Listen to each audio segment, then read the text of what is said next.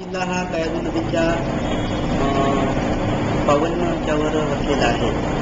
तसं हिंगोली जिल्हा अगोदर परभणी जिल्ह्याच्या याच्यामध्ये म्हणजे परभणी जिल्ह्यामध्ये समाविष्ट होता.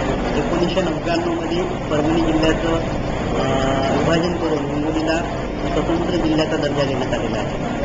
पण हिंगोली जिल्हा जवळपास 10 वर्ष झाल्यानंतरही ते स्वतंत्र झाल्यानंतरही त्याला म्हणजे जो म्हणावा तसा विकास झालेला नाही. त्याला कारणीभूत आहे इथलं म्हणजे विकासाला चालना नाही. औद्योगिक विकास फार कमी ह्याच्यामध्ये असल्यामुळं म्हणजे इथले उद्योगधंदे काही नाही. त्यामुळं जे युवक आहेत शिक्षित युवक शिक्षण घेतात पण त्यांना काही हाताला काम होतं. त्याच्यामुळं अजून त्याचबरोबर एज्युकेशनचं प्रमाण देखील वाढतच आहे.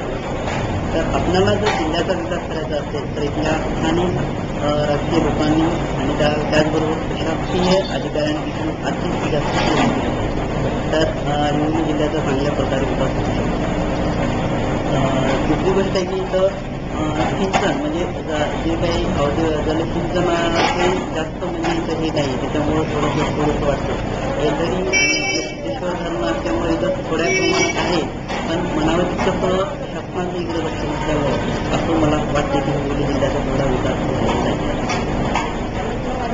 त्याचबरोबर इथं शिक्षणाचं प्रमाण बऱ्यापैकी म्हणलं तरी कॉलेजेस वगैरे तसे आहेतच पण तेवढंच अजून थोडं जास्त